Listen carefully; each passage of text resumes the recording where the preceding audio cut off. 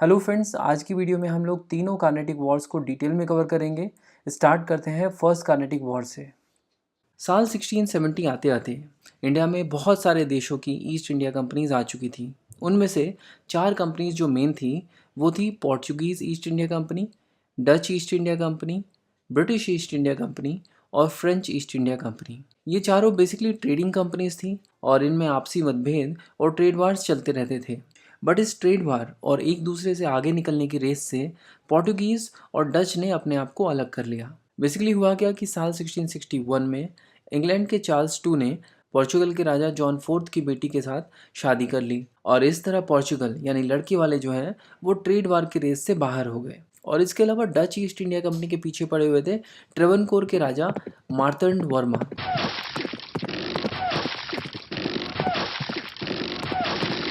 उन्होंने 1741 में battle of कुलाचल में डच ईस्ट इंडिया कंपनी को बहुत ही बुरी तरह हरा दिया।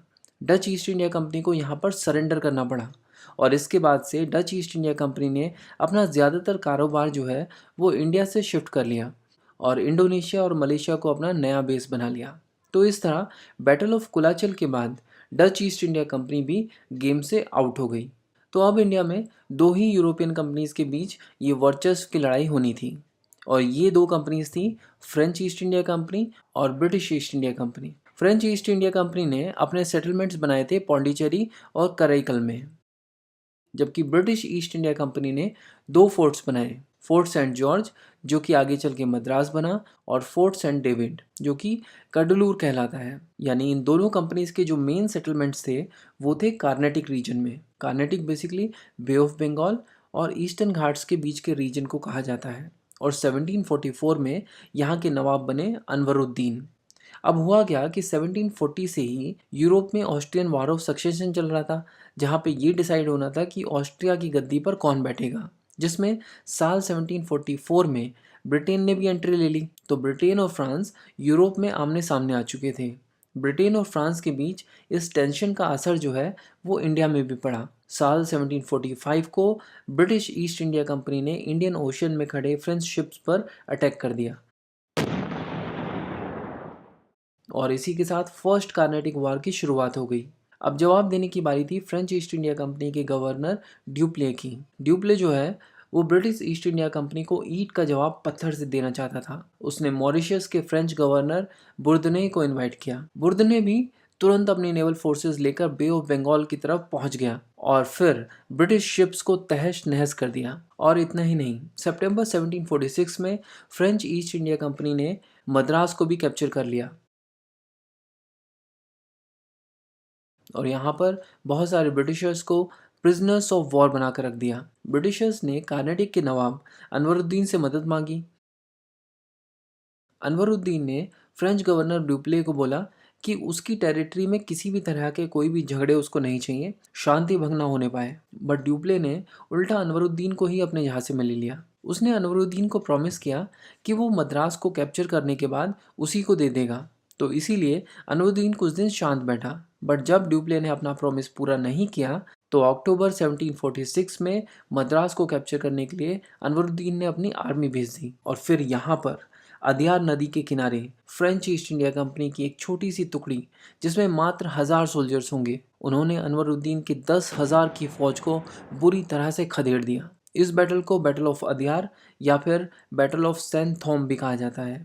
बैटल ऑफ सेंट थॉम इसलिए क्योंकि जहाँ पर यह बैटल हुआ उस जगह का नाम था सेंट थॉम। आज की डेट में चेन्नई में सेंट थॉम एक छोटी लोकेलिटी है। बैटल ऑफ अदयार ने अनवरुद्दीन की आंखें खोल दी। अनवरुद्दीन को यह समझ आ गया कि इन यूरोपियन पावर्स से वो अकेले पंगा नहीं ले सकता, उनका एक एक सिपाही 10 पर भारी पड़ता है। इसके बाद 1748 में यूरोप में Austrian war of succession and हो गया और ब्रिटेन और फ्रांस ने एक ट्रीटी साइन की जिस ट्रीटी का नाम था treaty of Aix la Chapelle. Britain और फ्रांस की इस संधि के कारण इंडिया में उनकी कंपनीज के बीच भी अब युद्ध विराम हो चुका था और साथ ही साथ एक्स ला चैपेल ट्रीटी में फ्रांस और ब्रिटेन के बीच एक सौदा हुआ। सौदा ये था कि ब्रिटेन ने जो फ्रेंच टेरिटरी लुइसबर्ग को हथियाया हुआ है उसे फ्रांस को वापस करना होगा। लुइसबर्ग बेसिकली कनाडा का पार्ट है जो उस समय फ्रांस के पास था, लेकिन ब्रिटेन ने उसको हथिया लिया था। तो ब्रिटेन को इस ट्रीटी के हिसाब से लुइसबर्ग को वापस फ्रांस को देना था और इसके बदले फ्रेंच ईस्ट इंडिया कंपनी को मद्रास, वापस से ब्रिटिश ईस्ट इंडिया कंपनी को देना था। तो ultimately British East India company को वापस से मद्रास मिल गया। तो इस तरह ऑस्ट्रियन वॉर ऑफ सक्सेशन के कारण शुरू हुई ये first Carnatic war treaty of Aix la Chapelle के साथ ही खत्म हो गई। अब हम इस फर्स्ट कार्नेटिक वॉर को समराइज कर लेते हैं। यूरोप में ऑस्ट्रियन वॉर ऑफ सक्सेशन के चलते ब्रिटिश ईस्ट इंडिया कंपनी ने फ्रेंच शिप्स पर अटैक कर दिया।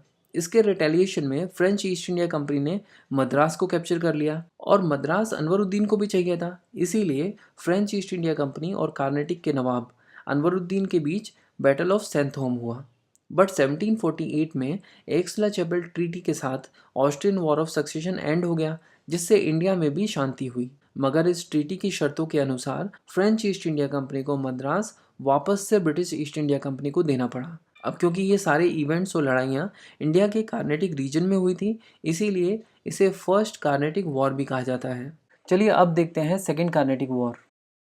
सबसे पहले देखते हैं सेकेंड कार्नेटिक वॉर का बैकग्राउंड।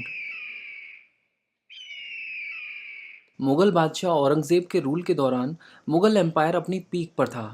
पूरे देश में मुगल परचम लहरा रहा था। इतने बड़े एम्पायर के एडमिनिस्ट्रेशन के लिए उसने कई सारे प्रोविंसेस में अपने गवर्नर्स नियुक्त किए हुए थे और इन प्रोविंसेस के आसपास के जो एरियाज थे उन्हें सूबा कहा जाता था। उन सूबों में सब गवर्नर्स या फिर कहें कि डेप्यूटी गवर्नर्स हुआ करते थे, जो प्रोविंसेस के गवर्नर्स को रिपोर्ट करते थे। बट मुगल एम्परर औरंगज़ेब की 1707 में मृत्यु हो गई और मुगल साम्राज्य लड़खड़ा गया।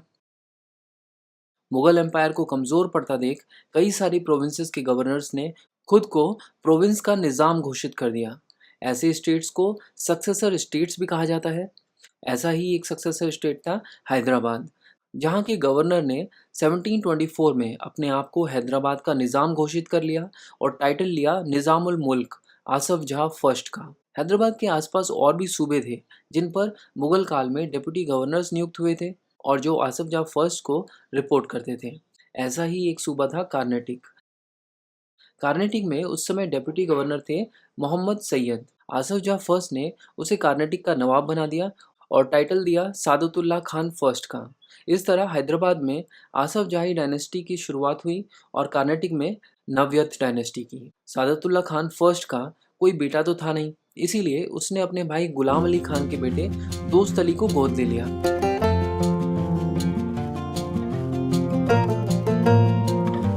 दोस्त अली जब बड़ा हुआ तो 1732 में सादतुल्ला खान फर्स्ट की मृत्यु के बाद वही कार्नेटिक का नवाब बना। दोस्त अली का बेटा था सफदर अली खान और दोस्त अली का दामाद था चंदा साहिब। दोस्त अली की मृत्यु के बाद सफदर अली खान कार्नेटिक का नवाब बना। बट सफदर अली खान बहुत ही अनफॉर्चुनेट था। 1742 में ही उसकी हत्या कर दी गई। अब प्रॉब्लम ये थी कि सफदर अली खान का बेटा अभी बहुत छोटा था और उधर चंदा साहिब को मराठा उठा कर ले गए और अब चंदा साहिब जो है वो छत्रपति शाहू जी के बंदी थे। तो अब चंदा साहिब को तो नवाब बनाया नहीं जा सकता था। बड़ी ही दुविधा का समय था। ऐसी सिचुएशन में हैदराबाद के निज़ाम आसफ जाह फर्स्ट ने इंटरफेयर किया। आसफ जाह फर्स्ट ने कहा कि कोई दिक्कत की बात नहीं है, इस बच्चे को ही आप नवाब बनाइए। तो ऐसा ही हुआ। ये बच्चा जो सादतुल्ला खान टू था वो कार्नेटिक का अगला नवाब बना।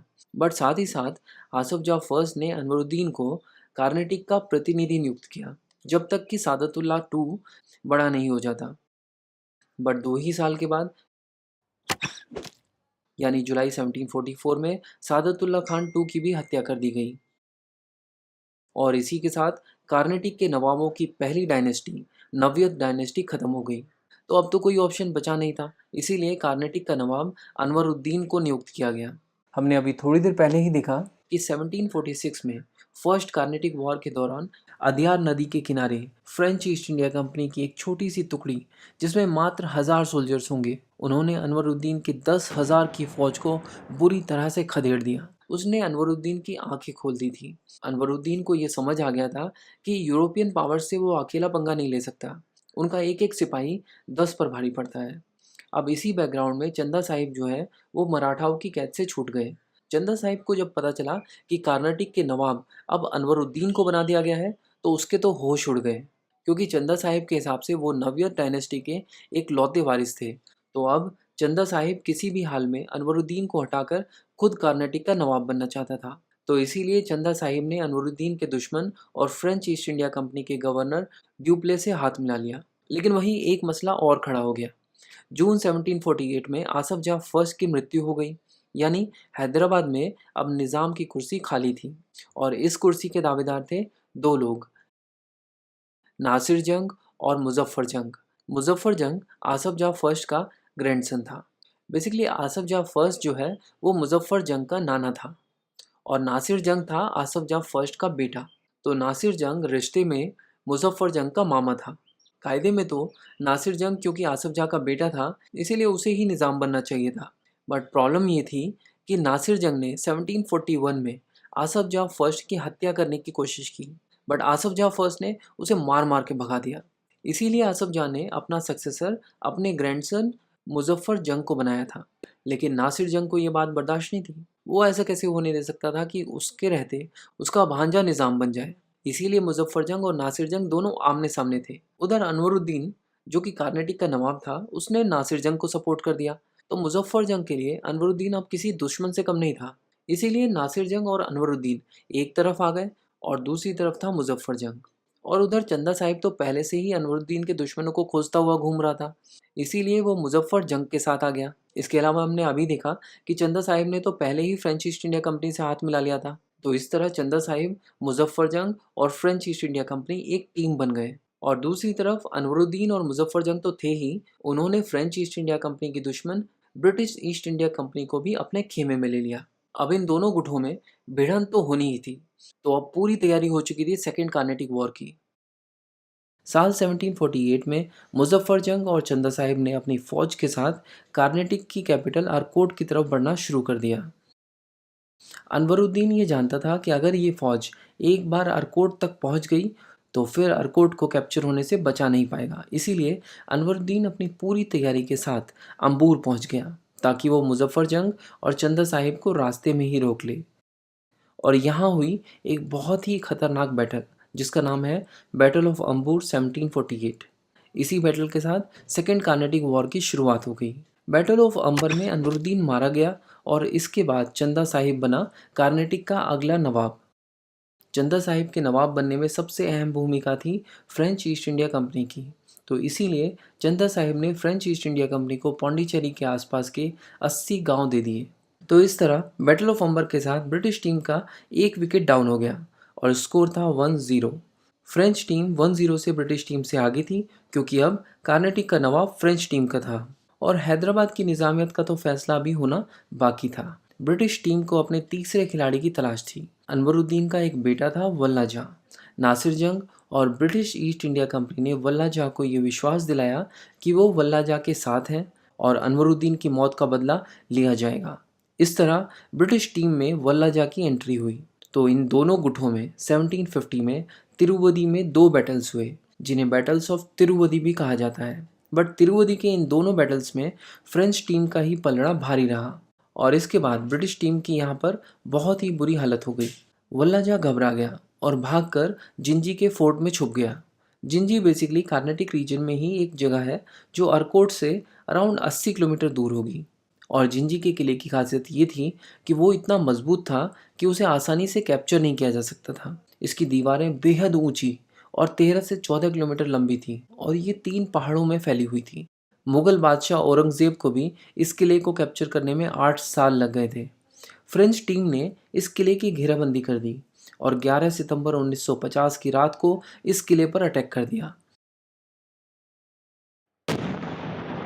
ये फ्रेंच गवर्नर ड्यूप्ले की मिलिट्री प्लानिंग और स्ट्रेटजी का ही नतीजा था कि इस अभेद कहे जाने वाले किले को फ्रेंच आर्मी ने मात्र एक रात में कैप्चर कर लिया। इसके बाद वल्लाजा की मदद के लिए ब्रिटिश ईस्ट इंडिया कंपनी और नासिर जंग भी यहाँ पर आ पहुँचे और इस तरह ब्रिटिश टीम और फ्रेंच टीम दोनों आमने सामने आ गई और छिड़ गया जिंजी का युद्ध। बैटल ऑफ जिंजी में फिर एक बार फ्रेंच टीम ब्रिटिश टीम पर भारी पड़ी। इसी बैटल ऑफ जिंजी के दौरान फ्रेंच गवर्नर ड्यूप्ले नासिर जंग के किसी खास आदमी को अपनी तरफ करने में कामयाब हो गए और इसका नतीजा ये निकला कि 16 दिसंबर 1750 को नासिर जंग को उसी के आदमी ने मार दिया। इसका सबसे ज़्यादा फायदा हुआ मुजफ्फर जंग को क्योंकि हैदराबाद का नवाब बनने के लिए मुजफ्फर जंग का रास्ता साफ हो गया था। इस तरह दिसंबर 1750 को मुजफ्फर जंग को ऑफिशियली हैदराबाद का निज़ाम घोषित कर दिया गया और फिर एक बार ब्रिटिश टीम का एक और खिलाड़ी मैदान से बाहर जा चुका था और अब कार्नेटी का नवाब और हैदराबाद का निज़ाम दोनों फ्रेंच टीम के अपने लोग थे। इस तरह अब फ्रेंच टीम 2-0 से ब्रिटिश टीम से आगे चल रही थी। अब क्योंकि मुजफ्फर जंग के नवाब बनने में ड्यूप्ले और फ्रेंच ईस्ट इंडिया कंपनी की एक अहम भूमिका थी, तो इसके एहसान के बदले मुजफ्फर जंग ने पौंडीचेरी के आसपास की बहुत सारी territory French East India company को दे दी। फेमस टाउन मसूलीपट्टनम को भी फ्रेंच ईस्ट इंडिया कंपनी को सौंप दिया। 5-5 लाख रुपए फ्रेंच ईस्ट इंडिया कंपनी और फ्रेंच ट्रूप्स में बंटवा दिए। ड्यूप्ले को अलग से 20 लाख रुपए दिए और साथ ही साथ उसे कृष्णा से कन्याकुमारी तक के मुगल डोमिनियन का गवर्नर नियुक्त किया। बट फ्रेंच टीम को अब एक ही चिंता सताई जा रही थी कि ये वल्लाजा कहाँ गायब हो गया, क्योंकि बैटल ऑफ जिंजी तो हुई ही इसलिए थी क्योंकि वल्लाजा वहाँ पर छुपा हुआ था। लेकिन बैटल ऑफ जिंजी के बाद भी वल्लाजा का कुछ अता पता नहीं चला और ये जानना बहुत ज़रूरी था क्योंकि वल्लाजा को अगर जिंदा छोड़ दिया तो वो कभी ना कभी चंदा साहिब के लिए खतरा बन सकता था। तभी खबर आई कि वल्लाजा जो है वो अब त्रिचिनापल्ली के किले में छुप के बैठा है। मैप में आप त्रिचिनापल्ली के लोकेशन का थोड़ा आइडिया ले सकते हैं। आप देख सकते हो कि जिंजी से काफ़ी दूर निकल आए थे वल्लाजा। तो फ्रेंच टीम तैयारी कर रही थी त्रिचिनापल्ली जाने की। बट इतने में ही खबर आई कि मुजफ्फर जंग जो अफगान के अगेंस्ट बैटल ऑफ लक्की रेड्डी पल्ली पास में लड़ने गए थे, वहाँ पर उनकी हत्या हो गई। तो अब ना सिर्फ फ्रेंच टीम का एक खिलाड़ी आउट हो गया था बल्कि हैदराबाद की कुर्सी भी खाली हो गई। तो ऐसे में फ्रेंच ईस्ट इंडिया कंपनी ने सलाबत जंग को हैदराबाद का निज़ाम बना दिया। सलाबत जंग आसफ जाह का बेटा था और नासिर जंग का छोटा भाई। अब सलाबत जंग तो फ्रेंच ईस्ट इंडिया कंपनी के एहसान के नीचे दब गया। उसने पूरा का पूरा northern Circars French East India company के हवाले कर दिया। नॉर्दर्न सरकार्स बेसिकली आंध्र प्रदेश के 4 डिस्ट्रिक्ट्स को कहा जाता है। ये 4 डिस्ट्रिक्ट्स हैं मुस्तफ़ानगर, एल्लोर, राजमुंद्री और चिकाकोल। तो इस तरह सलाबत जंग के रूप में फ्रेंच टीम में एक नए खिलाड़ी की एंट्री हो गई। और एक बार नज़र डालते हैं स्कोर बोर्ड पर, तो अभी भी स्कोर 2-0 है और French team second Carnatic war में ब्रिटिश ईस्ट इंडिया कंपनी से 2-0 से आगे चल रही है। तो अब फ्रेंच टीम बिल्कुल बेफिक्र होकर वल्लाजा की तलाश में त्रिचिनापल्ली की तरफ निकल सकती है क्योंकि वहाँ पर छुपा हुआ था वल्लाजा। फ्रेंच टीम ने जुलाई 1751 में त्रिचिनापल्ली के किले का घेराव कर दिया। वल्लाजा और उसकी आर्मी के साथ साथ ब्रिटिश ईस्ट इंडिया कंपनी की टुकड़ियों को भी पूरी तरह से त्रिचिनापल्ली के किले में ट्रैप कर लिया। लेकिन ब्रिटिश ईस्ट इंडिया कंपनी का एक छोटा सा ऑफिसर रॉबर्ट क्लाइव उस समय ब्रिटिश ईस्ट इंडिया कंपनी में कैप्टन के पद पर काम कर रहे थे। वो फ्रेंच टीम को चकमा देकर यहाँ से निकल गए और सीधा पहुँचे फोर्ट सेंट डेविड। वहाँ फोर्ट सेंट डेविड में ब्रिटिश ईस्ट इंडिया कंपनी के सभी बड़े ऑफिसर्स इस भयावह स्थिति में कोई रास्ता तलाश करने की कोशिश कर रहे थे ताकि किसी भी तरह से फ्रेंच ईस्ट इंडिया कंपनी को रोका जा सके। बट कोई भी विकल्प उनके सामने नहीं था। फ्रेंच ईस्ट इंडिया कंपनी की ताकत कार्नेटिक और डेक्कन में अपने पीक पर थी और ब्रिटिश ईस्ट इंडिया कंपनी लगातार उनके सामने हारती जा रही थी। लेकिन अब Robert Clive Fort Saint David पहुंच चुके थे। ब्रिटिश ईस्ट इंडिया कंपनी के ऑफिसर्स के सामने उन्होंने एक प्लान रखा। क्लाइव ने कहा कि चंदा साहेब ने अपनी पूरी फौज त्रिचिन्नापल्ली के घेराव में लगा दी है। ऐसे में बढ़िया मौका है आरकोट को कैप्चर करने का। क्लाइव ने मात्र 500 सोल्जर्स के साथ आरकोट पर हमला किया और आरकोट को कैप्चर भी कर लिया। इससे क्लाइव की तो वाह वाह हुई ही, साथ ही साथ ब्रिटिश ईस्ट इंडिया कंपनी की भी हिम्मत बढ़ी। ये फ्रेंच टीम के लिए एक बहुत ही बड़ा झटका था। इसके बाद ब्रिटिश फोर्सेस ने त्रिचिनापल्ली में फ्रेंच टीम पर भी अटैक कर दिया और फाइनली अप्रैल 1752 आते आते त्रिची फोर्ट का घेराव खत्म हुआ। फ्रेंच टीम को यहाँ पर सरेंडर करना पड़ा। बट चंदा साहिब यहाँ से भाग निकला और पहुँच गया तंजौर, जो कि उसका होम टाउन था। बट जैसी इसकी हरकतें थी, इसने हर जगह अपने दुश्मन बना रखे थे। तंजौर में इसे मराठाओं ने पकड़ लिया और वहीं पे उसे मार दिया। चंदा साहिब अब मैदान से बाहर हो गया और कार्नेटिक का नवाब बना वल्लाजा। अब दोनों टीमों में 2-2 खिलाड़ी थे और स्कोर भी एकदम बराबरी पर था। निज़ाम फ्रेंच टीम का और नवाब ब्रिटिश टीम का। बड़ी मुश्किल से British East India company second Carnatic war में 1-1 से फ्रेंच ईस्ट इंडिया कंपनी के बराबर आके खड़ी हो गई और ये सब हो पाया क्लाइव की चतुराई के दम पर। बट ड्यूप्ले इतनी जल्दी हार मानने वालों में से नहीं था। उसने सितंबर 1752 में फोर्ट सेंट डेविड पर अटैक कर दिया। But British East India company ने इस अटैक को ब्लॉक कर दिया और इसके बाद क्लाइव ने फ्रंट फुट पे आके 2 बेहतरीन शॉट लगाए। क्लाइव ने 1752 के आखिरी कुछ महीनों में कोवलोंग और चिंगलपेट में जो फ्रेंच फोर्ट्स थे उन्हें कैप्चर कर लिया। बट ड्यूप्ले अभी भी अपनी हार मानने के लिए तैयार नहीं था। उसने 1753 में ब्रिटिश टीम पर अटैक कर दिया। दोनों टीम्स एक दूसरे की तरफ बढ़ने लगी और इन दोनों गुटों में त्रिचिनापल्ली में 3 बैटल्स हुई। फ्रेंच टीम को ना सिर्फ यहाँ पर हार का सामना करना पड़ा, बट ज़्यादा शर्म की बात यह थी कि ब्रिटिश टीम के फ्रेंच कमांडर एम ऑस्ट्रिक को भी कैप्चर कर लिया गया। ये तो फ्रांस के लिए बहुत ही डूब मरने वाली बात थी। फ्रांस की गवर्नमेंट ने ड्यूप्ले को वापस से फ्रांस बुला लिया और त्रिचिनापल्ली में हुई हार का पूरा ठीकरा उसके सर पे फोड़ दिया। इंडिया में ड्यूप्ले के बदले अब एम गोदियो को भेजा। गोदियो को सीधे निर्देश दिए गए थे कि वो इंडिया जाते ही ब्रिटिश ईस्ट इंडिया कंपनी के साथ नेगोशिएशन करे ताकि ये युद्ध रुक सके। जनवरी 1755 में ब्रिटिश ईस्ट इंडिया कंपनी और फ्रेंच ईस्ट इंडिया कंपनी के बीच एक कंडीशनल पीस एग्रीमेंट हुआ और इस पीस ट्रीटी को कहा जाता है ट्रीटी ऑफ पौंडीचेरी। और इस तरह सेकेंड कार्नेटिक वॉर एंड हुआ। तो सेकेंड कार्नेटिक वॉर एंड होते होते सिचुएशन ये थी कि वल्लाजा को कार्नेटिक का नवाब मान लिया गया था और उधर फ्रेंच टीम का सलाबत खान अभी भी निज़ाम था हैदराबाद का। तो इसके बाद अब हम डिस्कस करेंगे थर्ड कार्नेटिक वॉर को। Third Carnatic war already weak हो चुकी फ्रेंच ईस्ट इंडिया कंपनी के कफिन में अंतिम कील साबित हुई। फ्रेंच ईस्ट इंडिया कंपनी ने अक्टूबर 1754 में ड्यूप्ले को हटाकर गोदियो को फ्रेंच ईस्ट इंडिया कंपनी का गवर्नर नियुक्त किया था। बट गोदियो अक्टूबर 1754 में आया और मात्र 4 महीने बाद यानी फरवरी 1755 में यहाँ से चला गया। उसके कार्यकाल में एक ही इम्पॉर्टेंट चीज़ हुई और वो थी पीस ट्रीटी ऑफ पौंडीचेरी। उसके बाद 1755 में लैरिट को फ्रेंच ईस्ट इंडिया कंपनी का गवर्नर बनाया गया। मगर लैरिट में वो दम नहीं था, उसमें वो क्षमता नहीं थी कि वो ब्रिटिश ईस्ट इंडिया कंपनी के सामने टिक पाए। ये सब तो हो रहा था इंडिया में, लेकिन उधर यूरोप में 1756 में 7 ईयर वॉर शुरू हो गया, जहाँ पर ब्रिटेन और फ्रांस एक बार फिर आमने सामने आ गए। एक्सपेक्टेड था कि इसका इम्पैक्ट जो है वो इंडिया में भी देखने को मिलेगा और ऐसा ही हुआ।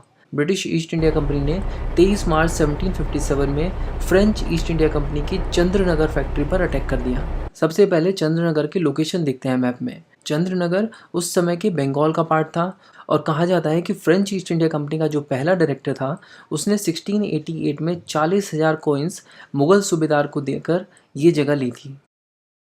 और फिर ड्यूप्ले के समय में यहाँ पर बहुत काम हुआ और चंद्रनगर बंगाल में फ्रेंच ईस्ट इंडिया कंपनी का एक मेन कमर्शियल एक्टिविटी सेंटर बन गया। आप चंद्रनगर को फ्रेंच ईस्ट इंडिया कंपनी का कोर कमर्शियल सेंटर मान सकते हो।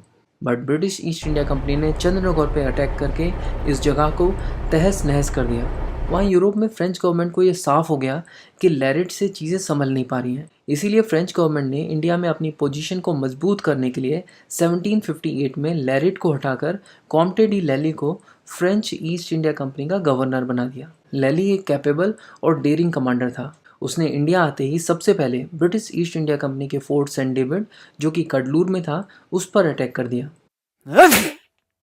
लैली इसमें सफल रहा और इस तरह फोर्ट सेंट डेविड पर अब फ्रेंच ईस्ट इंडिया कंपनी का कब्जा हो गया। लैली का अब नेक्स्ट टारगेट था फोर्ट सेंट जॉर्ज यानी Madras.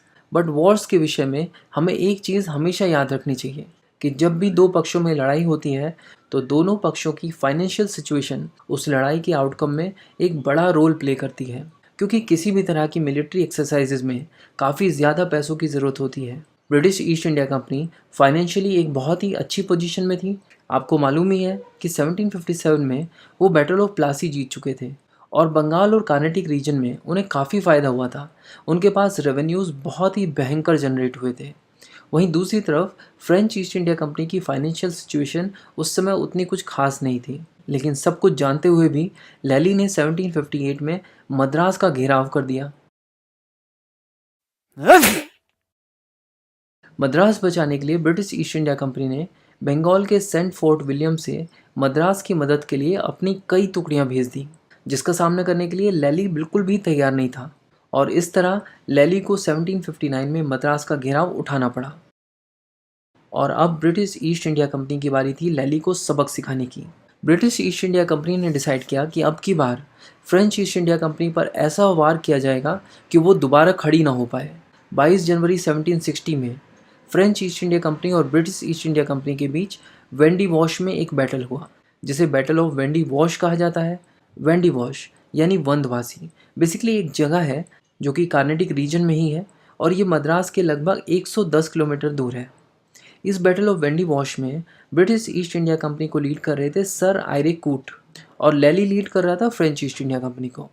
Battle of Wendy wash में फ्रेंच ईस्ट इंडिया कंपनी बहुत ही बुरी तरह हारी और इसके बाद ब्रिटिश ईस्ट इंडिया कंपनी ने मार्च 1761 में पौंडीचेरी को भी कैप्चर कर लिया। ब्रिटिश ईस्ट इंडिया कंपनी ने एक एक करके फ्रेंच ईस्ट इंडिया कंपनी की सभी इंडियन पोजीशंस को हथिया लिया, इंक्लूडिंग पौंडीचेरी, माही और कराईकल भी, और साथ ही साथ लैली को भी बंदी बना लिया।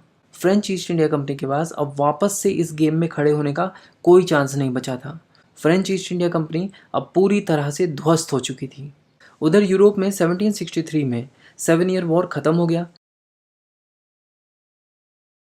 और यूरोपियन देशों के बीच एक पीस ट्रीटी हुई जिसका नाम था treaty of Paris 1763। In general इस ट्रीटी में ये कहा गया कि इस 7 ईयर वॉर के दौरान जिसने भी दूसरे की टेरिटरी पर कब्जा किया है उसे लौटा दिया जाए। इसीलिए ट्रीटी ऑफ पेरिस के हिसाब से चंद्रनगर, पौंडीचेरी, माही और कराईकल फ्रांस को वापस दे दिया गया। बट साथ ही साथ फ्रेंच ईस्ट इंडिया कंपनी को हिदायत दी गई कि अब से वो किसी भी तरह के किलेबंदी नहीं करेंगे और ना ही अपने ट्रूप्स वहाँ रख सकते हैं। ब्रिटिश ईस्ट इंडिया कंपनी ने फ्रेंच ईस्ट इंडिया कंपनी को सिर्फ शांति से ट्रेडिंग करने की इजाज़त दी थी। यानी कार्नेटिक के इस तीसरे युद्ध ने ब्रिटिश ईस्ट इंडिया कंपनी का वर्चस्व साबित कर दिया था। फ्रेंच ईस्ट इंडिया कंपनी अब गेम से पूरी तरह से आउट हो चुकी थी और इस तरह थर्ड कार्नेटिक वॉर के बाद शुरुआत होती है इंडिया में ब्रिटिश कॉलोनियल रूल की कहानी की। मॉडर्न हिस्ट्री की प्लेलिस्ट में आपको ईस्ट इंडिया कंपनी के आने से इंडिया के आज़ाद होने तक की सारी वीडियोस मिल जाएंगी। Thank you so much for watching books Tawa.